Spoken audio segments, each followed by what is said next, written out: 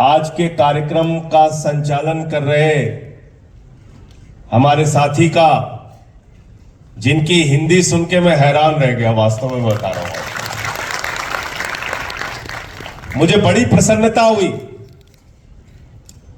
जब मैं अरुणाचल प्रदेश आ रहा था, तो मुझे लगा भाषा की बहुत परेशानी आएगी, पता नहीं हिंदी समझने वाले लोग मिलेंगे कि नहीं मिलेंगे।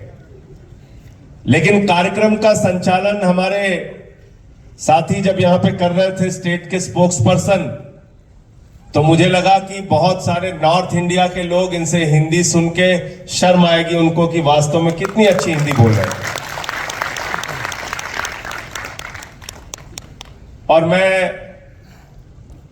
यहां पे जो अपनी नृत्य कला का प्रदर्शन किया हमारी बच्चियों ने, उनको भी बहुत हृदय से बधाई देना चाहता हूं। हमारा अरुणाचल जो गीत आप गा रही थी यहां पे, मैंने पूछा स्टेट प्रेसिडेंट साहब से, तो उन्होंने बताया कि ये अरुणाचल की खूबसूरती के बारे में, उसकी अच्छाई के बारे में डॉक्टर हजारिका साहब के द्वारा लिखा गया जो गीत है, उसको यहां पे ये लोग गा रही थी। मैं आप सबको हृदय से बधाई देना चाहता हूं, शुभकामनाएं देना चाहता हूं।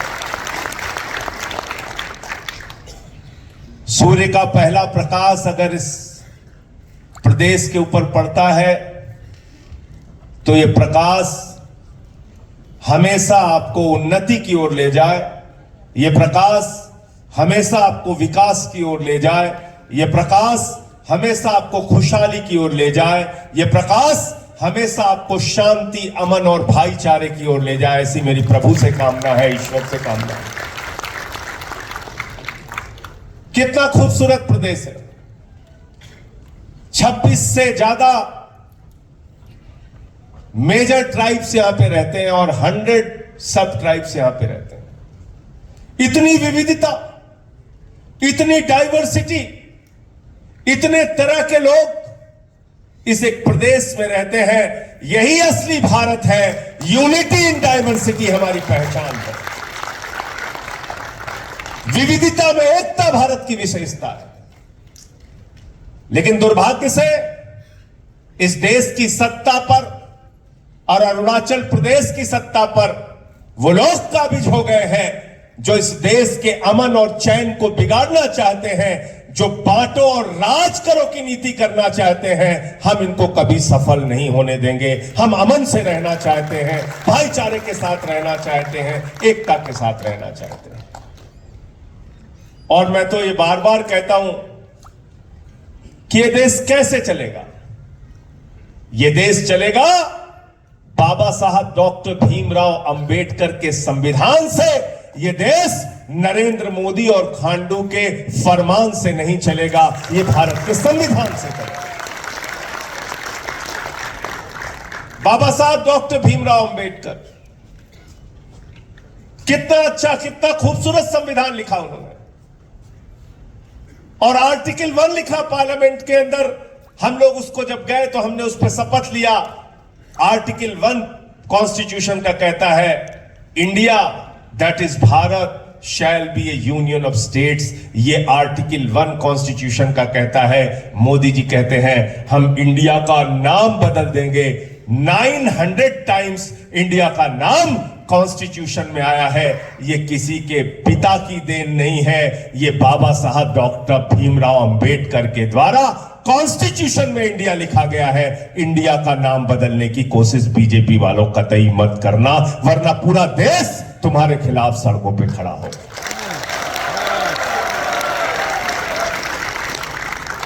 इंडिया के नाम पे अलायंस बन गया तो कह रहे हैं इंडिया का नाम बदल देंगे। कल को भारत के नाम पे अलायंस बन जाएगा, कहेंगे भारत का नाम बदल देंगे। हिंदुस्तान के नाम पे अलायंस बनेगा, कहेंगे हिंदुस्तान का नाम बदल देंगे। अरे इस देश की खूबसूरती को पहचानो।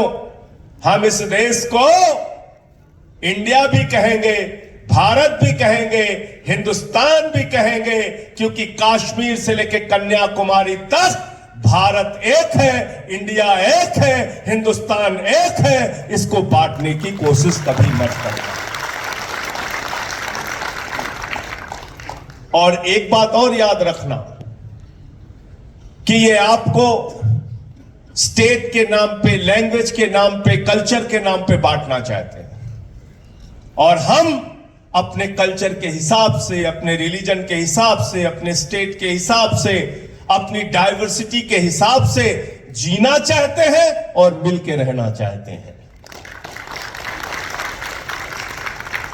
अगर 100 से ज्यादा सब ट्राइब और 26 से ज्यादा ट्राइब्स यहां पर एक साथ मिलकर रह सकते हैं, तो नरेंद्र मोदी जी बताओ, 140 करोड़ लोग, वो चाहे हिंदू हो, वो चाहे मुसलमान हो, वो चाहे सिख हो, वो चाहे ईसाई हो, वो चाहे बौद्ध हो, 140 करोड़ लोग हिंदुस्तान के एक साथ मिलकर क्यों नहीं रह सकते? आओ अरुणाचल प्रदेश के लोगों से ये बात सीखो और पूरे देश में इसको बताओ। तुम गांधी के देश में हिंसा कराना चाहते हो? तुम बापू के देश में गोडसे की विचारधारा को फैलाना चाहते हो? तुम इस देश को बांटना चाहते हो? क्या हो रहा है पिछले 5 महीने से? हमें मणिपुर के अंदर, मणिपुर चल रहा है, घरों की आगजनी हो रही है, धार्मिक स्थलों को जलाया जा रहा है, लोगों की हत्याएं की जा रही है, महिलाओं को निवस्त्र करके टहलाया जा रहा है, उनके साथ गैंगरेप किया जा रहा है। और मैं तो हैरान था, कई दिन तक मुझे अच्छे से नींद नहीं आई, रात में नींद टूट जाती थी जब मैंने पढ़ा कि एक कारगिल का योद्धा जिसने कारगिल के युद्ध में हिस्सेदारी ली थी, उस कारगिल के योद्धा ने कहा, मैंने इस देश की रक्षा तो की लेकिन अपनी पत्नी की रक्षा नहीं कर पाया। मैंने उसके बाद देश की पार्लियामेंट के अंदर मणिपुर की हिंसा के खिलाफ आवाज उठाई, मोदी ने मुझे सस्पेंड कर दिया। मैंने कहा एक नहीं 1000 बार सस्पेंड करोगे तब भी मणिपुर के लिए न्याय मांगता रहूंगा। तुम्हारी इन बदर भुर्तियों से डरने वाले नहीं। 5 महीने से देश का एक हिस्सा जल रहा है, वहां हिंसा हो रही है और हमारे देश के प्रधानमंत्री के मुंह से एक शब्द नहीं निकलता। वो चुनाव की रैलियां कर रहे हैं। मैंने बचपन में पढ़ा था कि रोम जल रहा था, नीरो बंसी बजा रहा था, आज मणिपुर जल रहा है, नरेंद्र मोदी चुनावी रैली कर रहा है।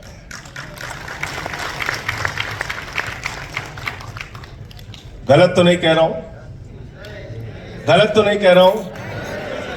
तो इसलिए आपसे कहना चाहता हूं, अगर आम आदमी पार्टी के सच्चे सिपाही हो आप लोग, और आज इतनी बड़ी तादाद में 2 महीने के प्रयास में, अगर राजेश शर्मा जी के प्रयास से, अगर हमारे स्टेट प्रेसिडेंट के प्रयास से, अगर हमारे साथियों के प्रयास से इतनी बड़ी तादाद में आप लोग इकट्ठा हुए हैं, तो आप सब बधाई के पात्र हैं। अरुणाचल प्रदेश में परिवर्तन आप लोग करेंगे, आम आदमी पार्टी के लोग करेंगे। राजेश शर्मा जी हमारे नॉर्थ ईस्ट के इंचार्ज हैं। मैं कल गया था, डॉक्टर चौधरी साहब, हमारे भूपेंद्र चौधरी जी आसाम के प्रेसिडेंट हैं। गुवाहाटी में बहुत बड़े कार्यकर्ताओं का सम्मेलन हुआ, और इतने छोटे से स्टेट में जहां 16 लाख की आबादी है, जहां इतना बड़ा एरिया है, एक एरिया 800-800 किलोमीटर की दूरी पर है, उस स्टेट के अंदर 2 महीने के प्रयास में अगर हमारे यामराज जी इतनी बड़ी सभा कर पा रहे हैं, आप लोग सारे लोग मिलकर इतनी बड़ी सभा कर पा रहे हैं, तो ये आम आदमी पार्टी के लिए बहुत बड़े गौरव की बात है, प्रसन्नता की बात है। आप सबको हृदय से बधाई देना चाहता हूं।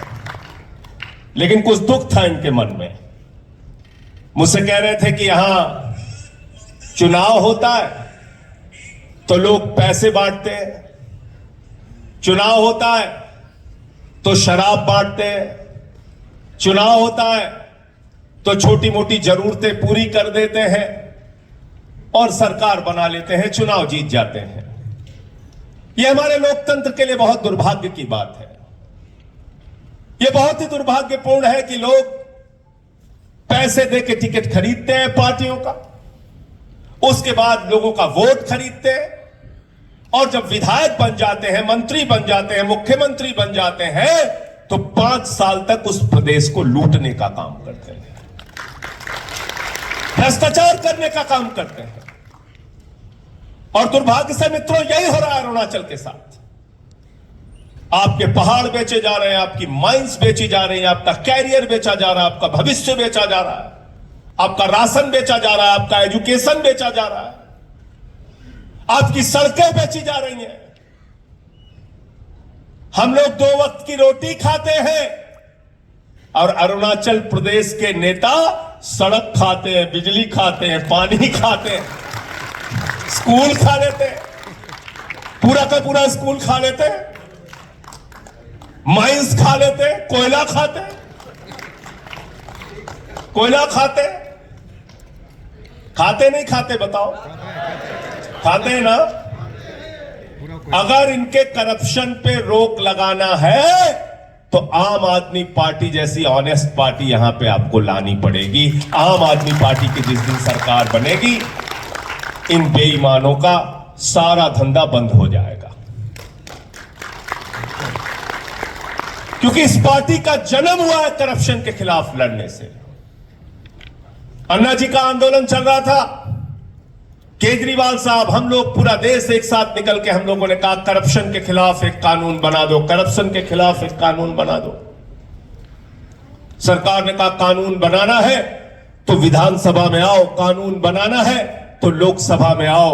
और इस चुनौती को अरविंद केजरीवाल के नेतृत्व में देश की जनता ने स्वीकार किया और 10 साल के अंदर आप लोगों के कृपा और आशीर्वाद से केजरीवाल जी ने अपनी मेहनत से आम आदमी पार्टी को राष्ट्रीय पार्टी का दर्जा दिलाने का काम आप सबके साथ किया।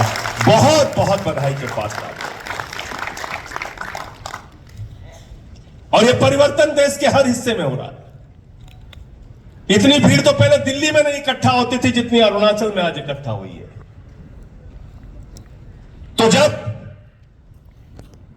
आप लोग इस लोकतंत्र को बचाने के लिए, अरुणाचल प्रदेश को बचाने के लिए, इस खूबसूरत प्रदेश को बचाने के लिए काम करेंगे, निष्ठा और ईमानदारी के साथ काम करेंगे, तो लोगों को एक ही बात समझाना है।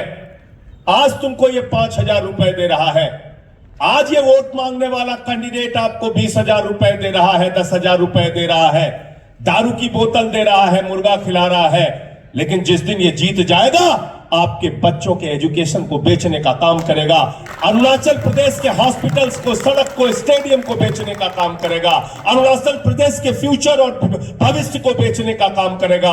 और हमने देखा कि यहां पर एक नौजवान, उसका अब वो इस दुनिया में नहीं है, हमारा वो नौजवान ग्यामर, और उसने करप्शन के खिलाफ लड़ाई लड़ी।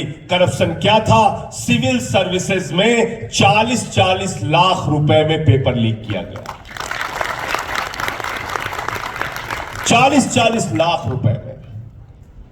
उसके खिलाफ उस नौजवान ने आवाज उठाई। अगर आम आदमी पार्टी से जुड़ना चाहते हो, अगर अरुणाचल को करप्शन फ्री बनाना चाहते हो, अगर अरुणाचल प्रदेश के लोगों को कहना चाहते हो नो टू करप्शन, तो ग्यामर के रास्ते पे चलना पड़ेगा। ऑनेस्टी से इस प्रदेश को बचाने के लिए काम करना पड़ेगा। और जो स्टैचू बनाने की लड़ाई चल रही है, स्टैचू ऑफ ऑनेस्टी, उस स्टैचू ऑफ ऑनेस्टी को बनाने के लिए हम सारे लोग आम आदमी पार्टी के कार्यकर्ता काम करेंगे। ग्यामर यहां के हीरो हैं। क्यों? क्योंकि वो ऑनेस्टी के लिए लड़ाई लड़ी। और इसलिए इस प्रदेश को खोखला करने वाले लोग, उनको यह बताना पड़ेगा कि जो नेता पैसे देके चुनाव में टिकट लाएगा, पैसे खर्च करके वोट लेगा, एमएलए बनेगा, मिनिस्टर बनेगा, तो चुनाव जीतने के बाद वो रामायण की श्लोक तो नहीं पढ़ेगा, कुरान की आयत तो नहीं पढ़ेगा, बाइबल का पाठ नहीं करेगा। वो चुनाव जीतने के बाद करप्शन करेगा। जितना पैसा खर्च किया है उसका 10 गुना ज्यादा पैसा निकालने का काम करेगा। आम आदमी पार्टी क्या करती है? केजरीवाल जी क्या कहते हैं? वो कहते हैं ईमानदारी से मैं आपके लिए काम करूंगा, लेकिन उसकी पहली शर्त यह है कि ईमानदारी के साथ आपको हमको वोट देना पड़ेगा। गलत तो नहीं कह रहा हूं? ईमानदारी से वोट दोगे तो मैं ईमानदारी से काम करूंगा। करप्शन के नाम पे वोट दोगे तो करप्शन करेंगे। तो इसलिए ईमानदारी के नाम पर अगर आप वोट दोगे तो केजरीवाल साहब कहते हैं, और दिल्ली के अंदर वो करिश्मा अरविंद केजरीवाल ने करके दिखाया।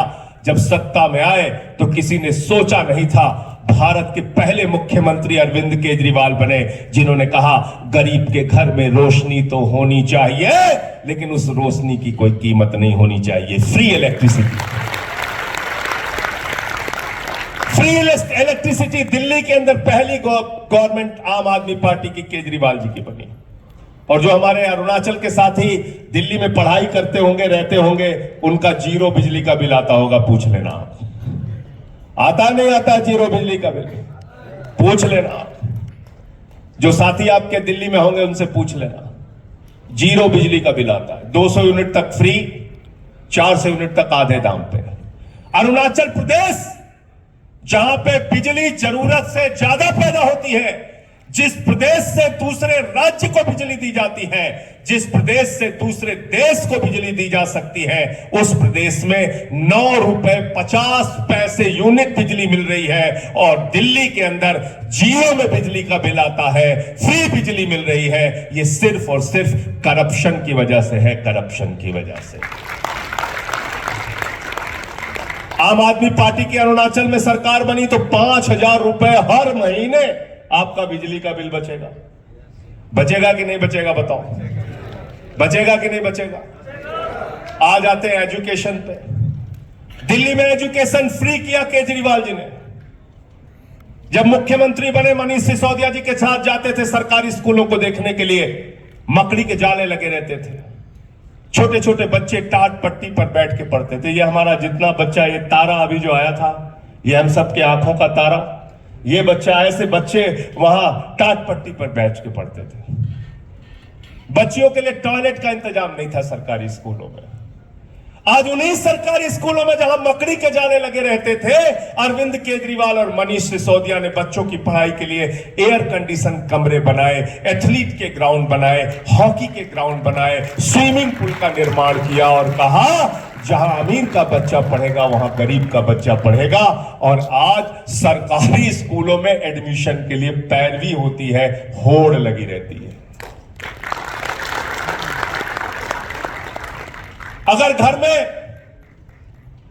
आपके 5 बच्चे हैं मान लीजिए, और उनको आप सबसे कम फीस में प्राइवेट स्कूल में पढ़ाना चाहते हैं, तब भी तो 1,000 रुपए की फीस लगती है। कितने की फीस लगती है? 500 की लगती है। प्राइवेट स्कूल में कितने की फीस लगती है महीने की? बताओ। नहीं, फीस पर मंथ बच्चे की फीस कितनी है? अगर केजी में पढ़ता है तो कितनी फीस लगती है उसकी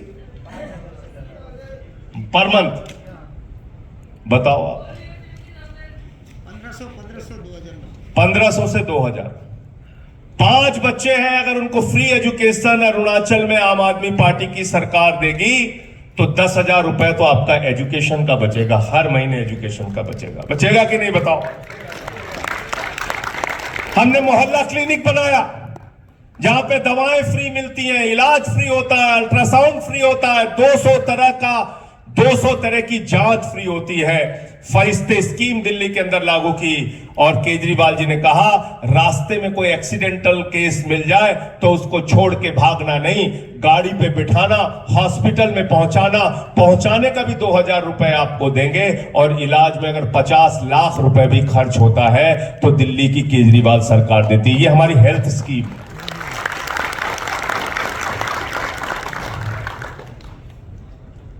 हिंदुस्तान के अंदर किसी मुख्यमंत्री ने इस तकलीफ को नहीं समझा कि एक महिला जो रोजगार करती है किसी के घर में, जाके बर्तन मांजती है या झाड़ू लगाती है या छोटे मोटे काम करती है, उस महिला को एक जगह से दूसरी जगह जाने के लिए रोज 50 रुपए 100 रुपए खर्च करना पड़ता है।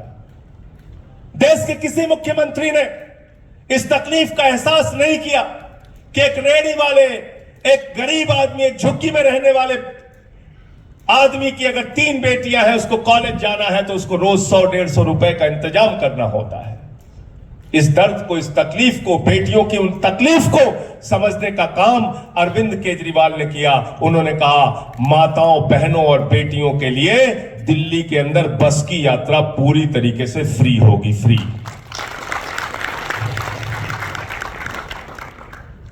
2-3 हजार रुपए इसका बसता है। इसके अलावा बुजुर्गों के लिए तीर्थ यात्रा, बिजली फ्री, पानी फ्री, शिक्षा फ्री, माताओं बहनों के लिए बस की यात्रा फ्री, बुजुर्गों के लिए तीर्थ यात्रा फ्री। भाजपा वाले परेशान हो गए, कहते ये तो केजरीवाल सब कुछ free free free free free free free सब दे रहा। कहने लगे इनका बजट तो बर्बाद हो जाएगा, ये बजट तो खत्म हो जाएगा, केजरीवाल तो सरकार चला नहीं पाएंगे। लेकिन केजरीवाल ने वो करिश्मा करके दिखाया। दिल्ली के अंदर पिछले 8 साल से सब कुछ फ्री देने के बाद मुनाफे का बजट दिल्ली की सरकार दे रही है, केजरीवाल जी की सरकार दे रही है। इसका मतलब क्या हुआ? इसका मतलब यह है कि अगर अपने खजाने पे जिसका पैसा आपके टैक्स से भरा जाता है, अगर उस खजाने के ऊपर केजरीवाल को बिठाओगे तो वो पैसा आपके लिए काम आएगा। उस खजाने के ऊपर अगर खांडू को बिठाओगे तो वो पैसा लूट और भ्रष्टाचार के लिए काम आएगा। गलत तो नहीं कह रहा हूं? गलत तो नहीं कह रहा हूं? यहां पूरी की पूरी सरकार बदल जाती है। रात में कांग्रेस की सरकार रहती है, सुबह बीजेपी की हो जाती है। दिन में बीजेपी की रहती है, सुबह उठने पे फिर कांग्रेस की हो जाती है। ये अरुणाचल प्रदेश के अंदर बंद करना पड़ेगा और हम सबको इकट्ठा होकर आम आदमी की सरकार बनानी पड़ेगी, अपनी सरकार। हम तो कहते हैं आम आदमी की सरकार, आपकी सरकार। और मोदी जी किसकी सरकार चला रहे देश के अंदर? किसकी सरकार चला रहे बताइए? अडानी। जोर से बोलिए, धीरे आवाज आ रही है, नौजवान व्यक्ति। किसकी गवर्नमेंट चला रहे नरेंद्र मोदी जी? इंडिया की गवर्नमेंट चला रहे कि अडानी की?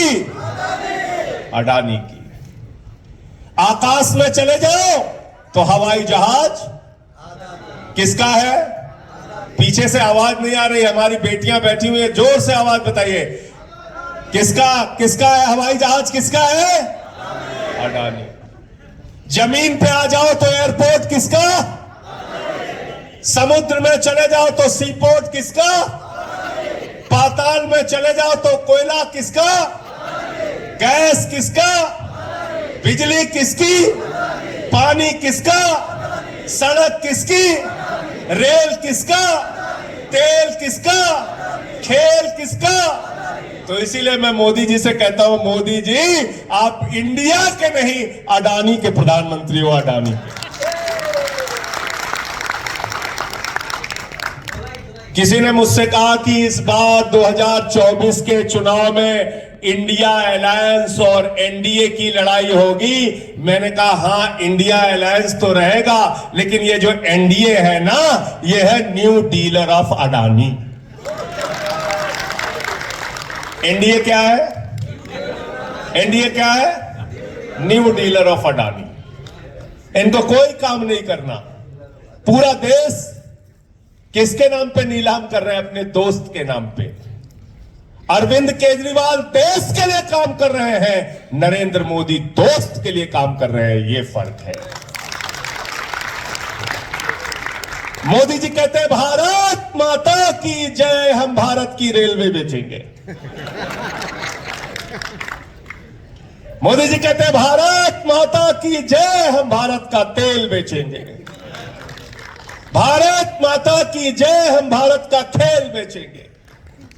भारत माता की जय, हम भारत की सेल बेचेंगे। और केजरीवाल जी कहते हैं भारत माता की जय, हम आपके बच्चों के लिए स्कूल बनाएंगे, बिजली फ्री देंगे, पानी फ्री देंगे, शिक्षा फ्री देंगे, एजुकेशन फ्री देंगे, तरक्की पर लेकर जाएंगे। ये बुनियादी फर्क। भारत माता की जय लगाकर भारत को बेचने वाले लोगों से आपको सावधान रहना पड़ेगा। भारत माता की जय लगाकर जो लोग आपको इस देश को तरक्की के रास्ते पे ले जाना चाहते हैं, उनके साथ आपको जुड़ना पड़ेगा। उनके साथ, आम आदमी के साथ आपको जुड़ना पड़ेगा। इसलिए आपको मेहनत करना होगा। ये पैसे के लेन देन पर जो वोट पड़ता है, इसको आपको कहना पड़ेगा। अरुणाचल के लोगों, आपको घर घर जाके बताना पड़ेगा, केजरीवाल का मॉडल यहां चाहते हो, फ्री एजुकेशन, फ्री बिजली, फ्री पानी, यह मॉडल यहां पर चाहते हो, तो चुनाव में कोई भी आपको पैसा देने के लिए आए, उसको अपने घर से भगा देना, कह देना वोट ईमानदारी के नाम पे। ऑनेस्टी से वोट और ऑनेस्टी से काम। वोट ऑनेस्टी का, काम ऑनेस्टी का।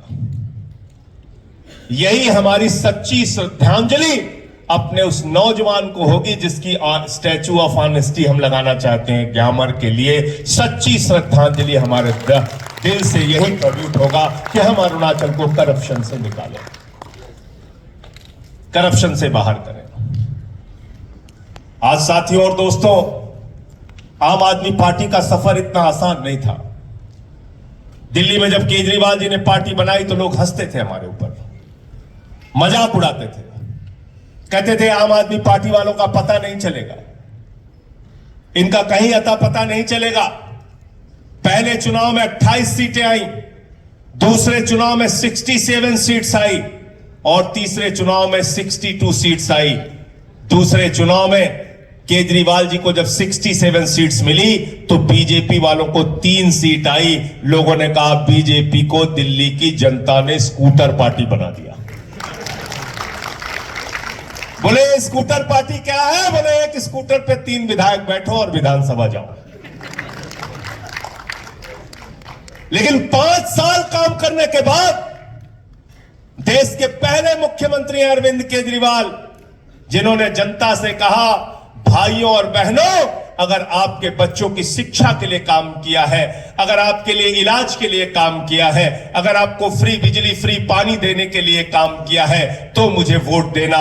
जाति के नाम पर नहीं, धर्म के नाम पर नहीं, दंगे के नाम पर नहीं, फसाद के नाम पर नहीं, हिंसा के नाम पर नहीं, दिल्ली की तरक्की के नाम पर हमको वोट देना। और 62 सीट्स दिल्ली की जनता ने 2020 में दिया। आप सबको मैं एक ही बात कहना चाहता हूं कि देश की अर्थ, और आप सब नौजवान हैं, पढ़े लिखे लोग हैं, यहां बहुत सारे पढ़े लिखे लोग रहते हैं। अपने देश के बारे में, अपने प्रदेश के बारे में 10 मिनट रोज सोचिए जरूर। 10 मिनट रोज पढ़िए कि देश के साथ हो क्या रहा है। जब आप पढ़ेंगे तो आपके मन में नाराजगी होगी, जब आप पढ़ेंगे तो आपको गुस्सा आएगा, जब आप पढ़ेंगे तो आप जान पाएंगे कि आपके साथ क्या हो रहा है। 13 लाख करोड़ रुपए साथियों, 13 लाख करोड़ रुपए चंद पूंजीपतियों का नरेंद्र मोदी जी ने माफ कर दिया। 6 लाख करोड़ रुपए का बैंक फ्रॉड हुआ पिछले 9 साल के अंदर। एक भी वादा जो आपसे किया उन्होंने पूरा नहीं किया। बोले काला धन लाएंगे, इतना काला धन लाएंगे कि हर आदमी के खाते में कितना जमा हो जाएगा, सबको याद है, कोई भूला नहीं है। 15 पैसे नहीं आए किसी के खाते में। नौजवानों को कहा 2 करोड़ नौकरियां देंगे, कोई नौकरी नहीं दी। कहा महंगाई कम करेंगे, महंगाई कम नहीं किया। कहा किसानों के फसल का दाम 2 गुना कर देंगे, नहीं किया।